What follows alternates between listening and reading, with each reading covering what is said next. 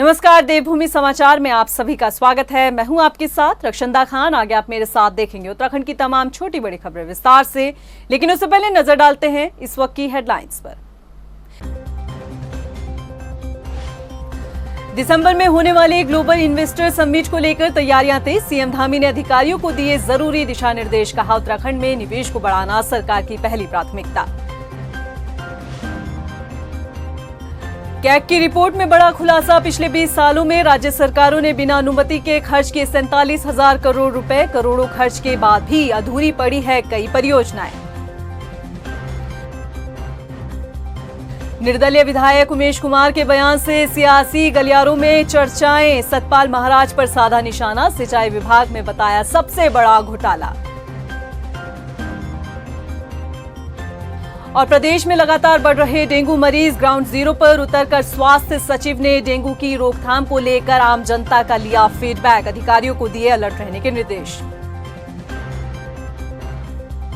Headlines के बाद bulletin में खबरें विस्तार से। और बात सबसे पहले करते हैं सूबे के मुखिया पुष्कर सिंह धामी की। सूबे के मुखिया पुष्कर सिंह धामी ने ग्लोबल इन्वेस्टर समिट के तहत निवेश के लिए विभागों द्वारा जिन परियोजनाओं पर काम किया जा रहा है उनकी समीक्षा की।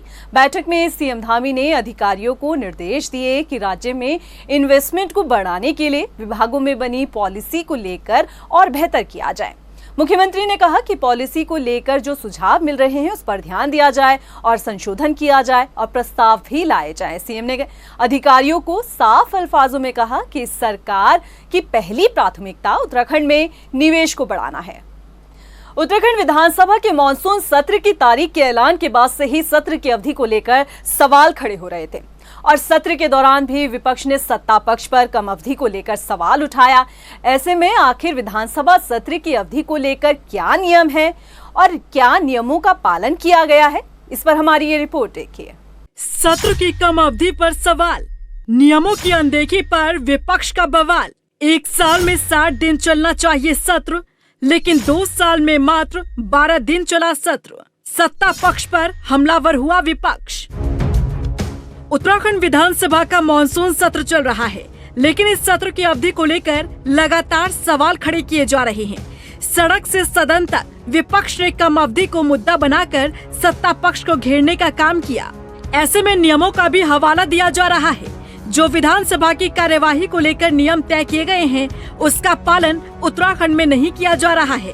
बता दें कि नेता प्रतिपक्ष यशपाल आर्य का कहना है कि सरकार धीरे धीरे सत्र की अवधि को कम करने पर आ गई है। पिछले 2 सालों में मात्र 12 दिन ही सदन की कार्यवाही चली है, जिसकी वजह से जनता के मुद्दों को विधायक सदन में नहीं उठा पाते हैं।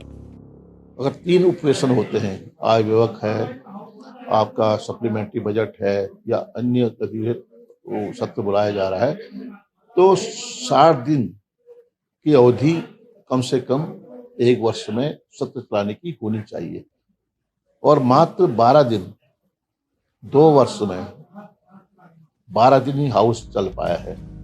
विपक्ष के इन आरोपों में कहीं न कहीं दम नजर आ रहा है कि उत्तराखंड में विधानसभा सत्र के आयोजन की अवधि में कमी आई है। वहीं सरकार का कहना है कि सरकार के पास बिजनेस की कमी होने की वजह से सत्र की अवधि कम हो रही है। वहीं विधानसभा अध्यक्ष ऋतु खंडूड़ी का कहना है कि सरकार यदि बिजनेस ज्यादा तय करती है तो सत्र ज्यादा दिनों तक चलता है, लेकिन जब बिजनेस कम होता है तो सत्र कम दिन तक ही चलता है। जो हमारे पास बिजनेस है उसके मुताबिक हमने जो कार्यमंत्रणा समिति में विषय रखा, उसी के अनुसार सदन की कार्यवाही संचालित है। और ये भी मैंने उस दिन आग्रह किया था, यदि उसके बावजूद कोई बिजनेस रहता है, कोई विषय रहता है, तो अध्यक्ष विधानसभा का विवेक है, यदि सदन बढ़ाने की वो अनुमति देते हैं। अभी हम टारगेट पे तो नहीं है, टारगेट पे तो नहीं है। बिजनेस भी होना चाहिए। मैं बार बार इस बात को रिपीट करती हूँ, हर सत्र के बाद या पहले करती हूँ। बिजनेस लाएंगी सरकार तो निश्चित तौर पे हम चलाएंगे। तो बिजनेस पर डिपेंड करता है। छोटा स्टेट है, हो सकता है इतना बिजनेस ना हो, इस वजह से। उत्तराखंड में विधानसभा सत्र कम समय के लिए आयोजित होने को लेकर जहां विपक्ष सवाल खड़े कर रहा है, तो वहीं विधानसभा अध्यक्ष बिजनेस कम होने का हवाला दे रही है। तो वहीं सरकार विधानसभा अध्यक्ष के विवेक पर सत्र की अवधि को बढ़ाए जाने की बात कह रही है। लेकिन ये बात सच है कि उत्तराखंड विधानसभा में सत्र की अवधि कम होने से जनता के मुद्दों पर चर्चा कम हो पाती है। साथ ही विधायकों के द्वारा जो सवाल लगाए जाते हैं वो भी सदन में उन्हें जवाब के रूप में मंत्री के द्वारा नहीं मिल पाते। इसीलिए इस बात पर सरकार को मंथन कर सत्र की अवधि को बढ़ाने पर चर्चा करनी चाहिए।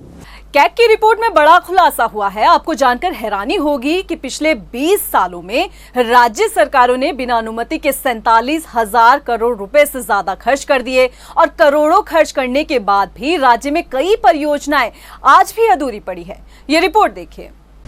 कैग की रिपोर्ट में बड़ा खुलासा, कहां खर्च किया 47,000 करोड़ का बजट। राज्य सरकारों पर उठ रहे सवाल, कौन देगा करोड़ों के खर्च का हिसाब।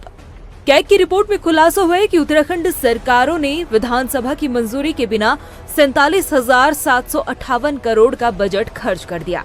दरअसल मानसून सत्र के दौरान संसदीय कार्य मंत्री प्रेमचंद अग्रवाल ने सदन के पटल पर भारत के नियंत्रण महालेखा परीक्षक की रिपोर्ट पेश की।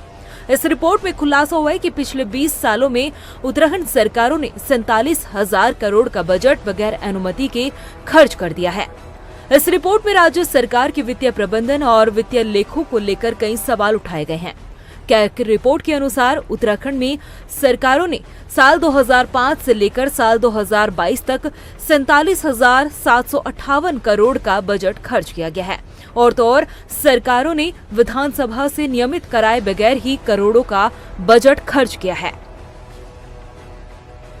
दरअसल सरकार की ओर से खर्च किए जाने वाले बजट को विधानसभा से पास कराना होता है। तय समय से ज्यादा खर्च होने की सूरत में उसे बाद में रेगुलराइज कराना होता है। विधानमंडल की इच्छा के बिना 1 रुपया भी खर्च नहीं किया जा सकता। कैग ने इसे विधानसभा के अनुच्छेद 204 और 205 का उल्लंघन माना है। सरकारों ने नियमों के खिलाफ जाकर करोड़ों का खर्च किया है। करोड़ों खर्च करने के बाद भी राज्य में कई परियोजनाएं पूरी नहीं हो पाई। लोक निर्माण विभाग की 75 परियोजनाएं आज भी अधूरी पड़ी है। लोक निर्माण विभाग की 509 करोड़ 66 लाख की 75 परियोजनाओं पर पिछले 6 सालों में 357 करोड़ 17 लाख रुपए खर्च किए गए, लेकिन 75 परियोजनाओं में से एक भी परियोजना आज तक पूरी नहीं हो पाई। पिछले 3 सालों से 1,390 करोड़ की उपयोगिता प्रमाण पत्र भी नदारद है।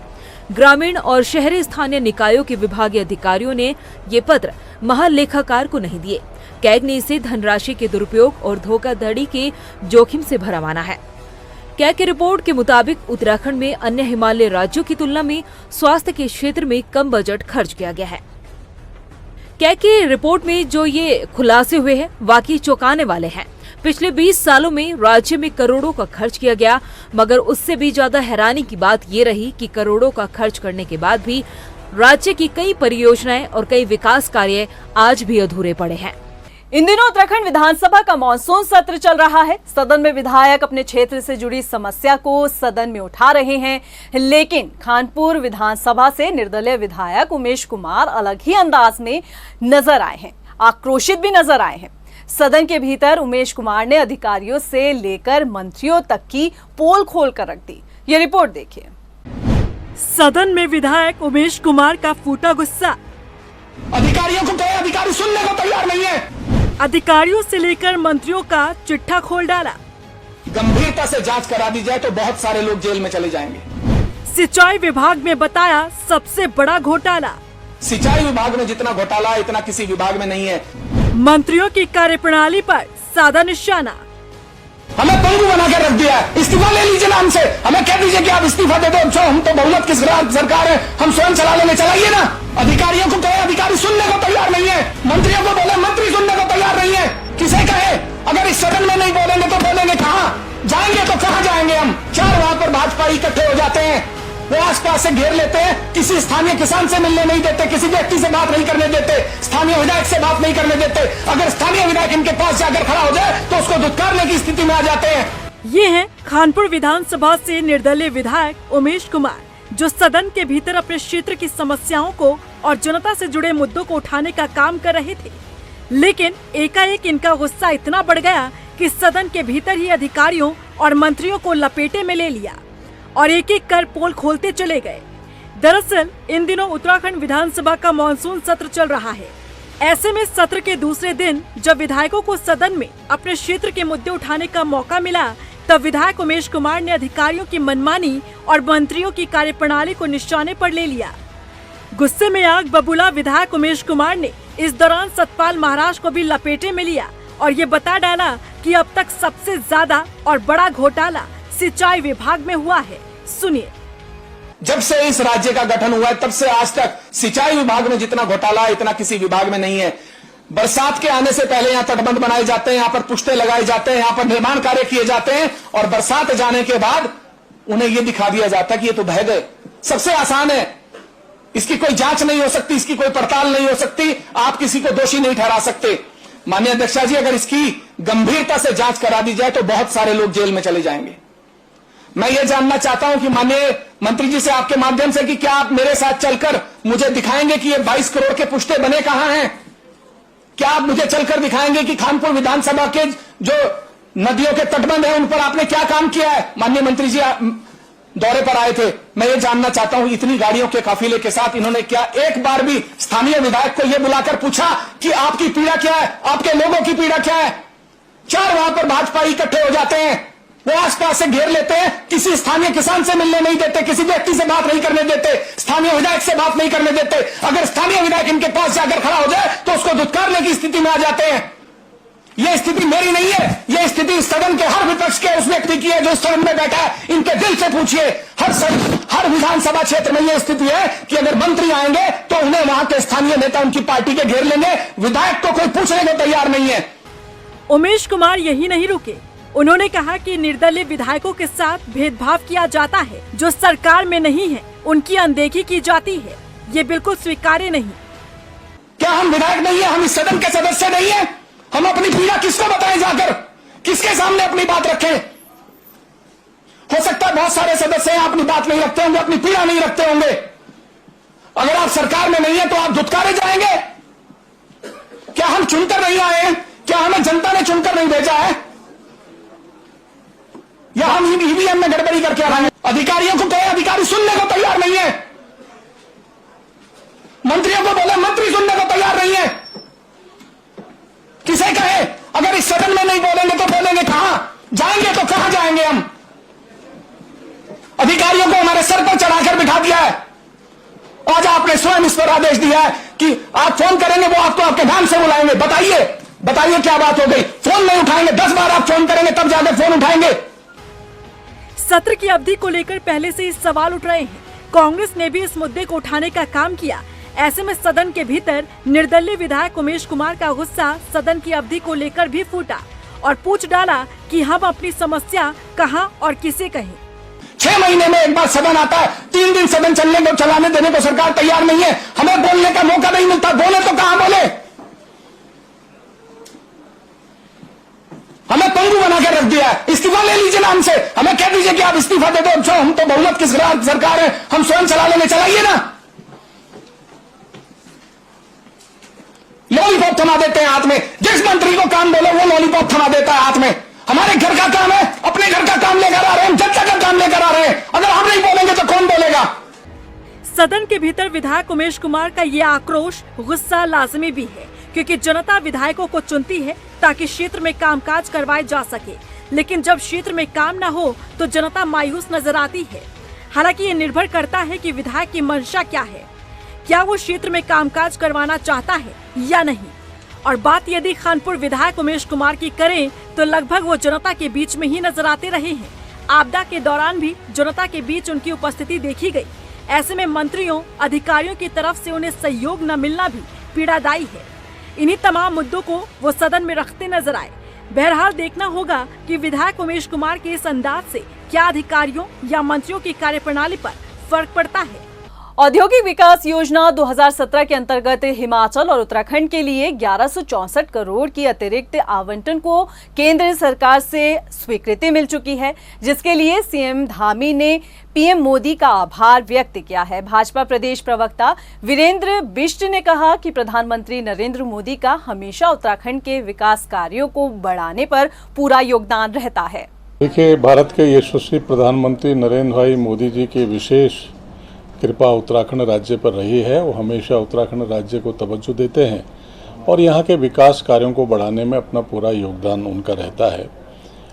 अभी उनके द्वारा, केंद्र सरकार के द्वारा उत्तराखंड राज्य और हिमाचल राज्य को 1164 करोड़ रुपए का जो पूर्व में जो धनराशि थी उसको अलॉटमेंट किया गया है औद्योगिक पैकेज के लिए, जो 17 और 21 में 22 में जो औद्योगिक पैकेज के लिए राज्यों में काम हुआ है, नए उद्योग पंजीकरण हुए हैं, उनका स्थापन का काम हुआ है। इन सारे विषयों को लेकर 1164 करोड़ रुपए रिलीज किए गए हैं। उत्तराखंड में भी इंडिया बनाम भारत को लेकर घमासान शुरू है। पक्ष विपक्ष के नेता बयानों के जरिए एक दूसरे पर वार पलटवार कर रहे हैं। अब कांग्रेस नेता रंजीत रावत ने केंद्र सरकार को घेरते हुए इंडिया बनाम भारत पर कई सवाल उठाए हैं। उन्होंने केंद्र की कई योजनाओं का जिक्र किया जिसमें इंडिया शब्द का इस्तेमाल किया गया है।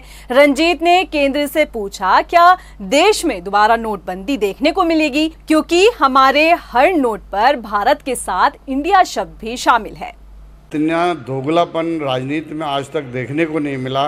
जिस सरकार ने नारा दिया make in India, skill India, shining India और पता नहीं क्या क्या, आज वो कहते हैं कि इंडिया शब्द को बदला जाएगा। तो क्या एक नोटबंदी और होगी? हमारे हर रुपये पर लिखा हुआ है इंडिया, तो क्या एक नोटबंदी के लिए देश और तैयार रहे? देश की आर्थिकी और बर्बाद करेंगे ये। राजधानी देहरादून में उत्तराखंड यूथ कांग्रेस ने भारत जोड़ो यात्रा का पोस्टर लॉन्च किया है। आने वाले 3 महीनों में यूथ कांग्रेस राज्य में भारत जोड़ो यात्रा निकालेगी। हालांकि यात्रा को लेकर तारीख तय नहीं की गई है। आपको बता दें कि यूथ कांग्रेस के प्रदेश प्रभारी ने बताया कि इस यात्रा में quiz competition, sports, culture activity और इसके साथ he speak up for Bharat जैसे कार्यक्रम शामिल होंगे। शिवी चौहान ने कहा कि राहुल गांधी की भारत जोड़ो यात्रा को 1 साल होने जा रहा है। ऐसे में यूथ कांग्रेस उत्तराखंड में मोहब्बत की दुकान कार्यक्रम का आयोजन कर रही है। आज भारत जोड़ो यात्रा को 1 वर्ष पूर्ण हो रहा है। पिछले साल आज ही के दिन भारत जोड़ो यात्रा का आयोजन हमारे आदरणीय नेता श्री राहुल गांधी जी ने किया था।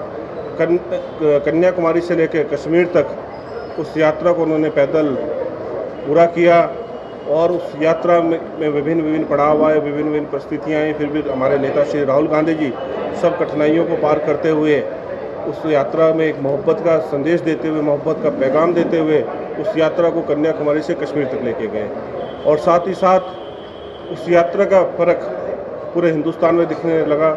देश की राजधानी दिल्ली में हो रही G20 बैठक का असर केदारनाथ यात्रा पर भी पड़ा है। केदारनाथ यात्रा में सर्विस देने में लगी तमाम हेली सेवाओं को फिलहाल 11 सितंबर तक के लिए रोका गया है। बता दें कि इन हेली सेवाओं का इस्तेमाल G20 बैठक के लिए किया जा रहा है, जिसमें नेताओं को दिल्ली पहुंचाया जाएगा। हाँ, इस तरह की चर्चा आई तो मैंने कंफर्म किया। इसमें पता चला कि वहाँ जितने भी हेलीकॉप्टर है केदारनाथ के लिए वो सब हायर कर लिए गए वहाँ G20 को देखते हुए। तो इस तरह से 7 तारीख से 11 तक और केदारनाथ के लिए कोई भी हेली सेवा अब उपलब्ध नहीं है। डेंगू के बढ़ते मामलों को देखते हुए स्वास्थ्य सचिव आर राजेश कुमार ने ग्राउंड जीरो पर उतरकर गली मोहल्ले में जाकर लोगों से बातचीत की और डेंगू को लेकर होने वाली फॉगिंग और बीमारी के दौरान अस्पतालों में मिल रहे उपचार पर अपडेट लिया। स्वास्थ्य सचिव ने अधिकारियों को निर्देश दिए कि नालियों की सफाई और घरों में पानी जमा न होने को लेकर लोगों को जागरूक किया जाए। स्वास्थ्य सचिव ने कहा कि डेंगू की रोकथाम को लेकर गाइडलाइन भी जारी की गई है। देखिए, डेंगू मैनेजमेंट में प्रिवेंशन का बहुत अहम रोल है और प्रिवेंशन में जो हमारा सोर्स रिडक्शन है और जो फॉगिंग इत्यादि की एक्टिविटीज़ है, लार्विसाइडल एक्टिविटीज़ है जो नगर निगम और स्वास्थ्य विभाग मिलकर करता है, इसकी बहुत अहम रोल है। तो इसी के मद्देनज़र जो है यहाँ पे जिन जिन जगहों पे हमारे पास जो डेटा उपलब्ध है, जहाँ पे हमें पता चल रहा है कि इन एरियाज़ पे डेंगू का प्रेवलेंस ज़्यादा है, उन एरियाज़ में जो सोर्स रिडक्शन और फॉगिंग की कार्रवाई करने के लिए जो है हम लोग यहाँ पे उपस्थित हुए हैं। उत्तराखंड एसटीएफ और साइबर पुलिस ने चारधाम यात्रा के लिए फर्जी हेली सेवाओं की 43 वेबसाइट को ब्लॉक कर दिया है।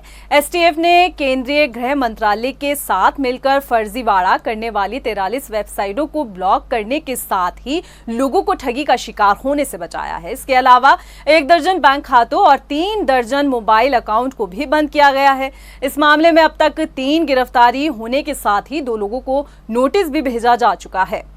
वर्षों का जो अनुभव रहा था कि काफ़ी सारी कंप्लेंट्स आती थी कि फर्जी वेबसाइट्स बन जाती थी चारधाम और विशेषकर जो केदारनाथ यात्रा के लिए हेली बुकिंग के लिए, जबकि ऑफिशियली जो गवर्नमेंट की तरफ से इस बार IRCTC को से अनुबंध किया गया था। IRCTC के माध्यम से ही केदारनाथ के हेली टिकट्स की बुकिंग की जा रही थी। तो इसमें संज्ञान लेते हुए हमने प्रिवेंटिव एक्शन के तहत 43 वेबसाइट्स को ऐसी 43 वेबसाइट्स को बंद कराया है जो कि क्लेम कर रहे थे कि वो केदारनाथ के लिए हेली सर्विसेज का टिकट उपलब्ध करा देंगे। तो ये सारी फर्जी वेबसाइट्स थी और कहीं ना कहीं सैकड़ों लोग इनके संपर्क में आकर और अपना जो धन था उसको इनके साथ में धोखाधड़ी हो सकती थी, तो उसको बचाया गया है और 43 वेबसाइट्स को बंद कराया गया है। राजधानी देहरादून के प्रेमनगर में युवती के साथ थेरेपी के नाम पर छेड़छाड़ की गई है। पुलिस के मुताबिक युवती को साइनस की समस्या थी। युवती घर के पास मौजूद महर्षि पतंजलि योग्य एवं चिकित्सा केंद्र में थेरेपी के लिए जाती थी। शुरुआत में महिलाओं द्वारा थेरेपी दी गई, लेकिन कुछ वक्त बाद थेरेपी सेंटर के संचालक और एक अन्य डॉक्टर ने युवती को थेरेपी दी। उसी दौरान युवती को नशीली पदार्थ पिलाकर उसके साथ दुष्कर्म करने की कोशिश की गई। बता दें कि मामले में एक आरोपी को पुलिस ने गिरफ्तार कर लिया है, वहीं उसका साथी अब भी फरार बताया जा रहा है। प्रेमनगर में एक युवती द्वारा शिकायत की गई है, जिसमें उसके द्वारा ये बताया गया कि वो जहाँ प्रेमनगर में PG में रहती थी उसी के नीचे एक आयुर्वेदिक सेंटर चलता था और वहाँ पर उसके द्वारा साइनस की समस्या के कारण थेरेपी लेने का जो है स्टार्ट किया गया। लेकिन थेरेपी में शुरुआत में महिलाओं द्वारा थेरेपी दी जाती थी, लेकिन उसके पश्चात जो ओनर हैं उसके द्वारा थेरेपी दी गई और उस थेरेपी के दौरान ही छेड़छाड़ की गई थी। इसके अतिरिक्त दुष्कर्म करने का भी प्रयास किया गया। इस संबंध में मुकदमा पंजीकृत किया गया है 376, 511 और 354 में। इसके अलावा अन्य धाराओं में मुकदमा पंजीकृत किया गया है और एक्यूज्ड की अरेस्टिंग की। वाइल्ड लाइफ के क्षेत्र में STF ने बड़ी कार्रवाई करते हुए टाइगर की 2 खाल और हड्डियों के साथ 3 शातिर वन्य जीव तस्कर को बाजपुर से गिरफ्तार किया है। तस्कर फिल्मी स्टाइल में हाईवे में ट्रक चलाकर वन्य जीव अंगों की तस्करी करते थे। STF SSP ने बताया कि आरोपी काफी वक्त से वन्य जीव के अंगों की तस्करी कर रहे थे। आरोपी टाइगर की खाल और हड्डी को काशीपुर से लाए थे, जिसे बेचने के लिए रुद्रपुर ले जा रहे थे। जैसे मैंने बताया, अभी इससे पूछताछ की जा रही है। कल शाम को इनको गैंग को पकड़ा गया है। इन्होंने कुछ बातें हमसे कुछ इंटरोगेशन में जानकारियां आई हैं, लेकिन उन सभी को तस्दीक किया जाना शेष है। जैसे ही वो चीज़ें वेरीफाई हो जाएंगी उसके अकॉर्डिंग कार्रवाई की जाएगी और डिटेल में भी पता चल पाएगा कि कहाँ पर इनका शिकार किया गया है। अभी के लिए फिलहाल इतना ही। मुझे दे इजाजत, लेकिन चलते चलते नजर डालते हैं इस वक्त की हेडलाइंस पर। नमस्कार। दिसंबर में होने वाले ग्लोबल इन्वेस्टर समिट को लेकर तैयारियां तेज। सीएम धामी ने अधिकारियों को दिए जरूरी दिशा निर्देश। कहा, उत्तराखंड में निवेश को बढ़ाना सरकार की पहली प्राथमिकता। कैग की रिपोर्ट में बड़ा खुलासा। पिछले 20 सालों में राज्य सरकारों ने बिना अनुमति के खर्च किए 47,000 करोड़ रुपए। करोड़ों खर्च के बाद भी अधूरी पड़ी है कई परियोजनाएं। निर्दलीय विधायक उमेश कुमार के बयान से सियासी गलियारों में चर्चाएं। सतपाल महाराज पर साधा निशाना। सिंचाई विभाग में बताया सबसे बड़ा घोटाला। और प्रदेश में लगातार बढ़ रहे डेंगू मरीज। ग्राउंड जीरो पर उतरकर स्वास्थ्य सचिव ने डेंगू की रोकथाम को लेकर आम जनता का लिया फीडबैक। अधिकारियों को दिए अलर्ट रहने के निर्देश।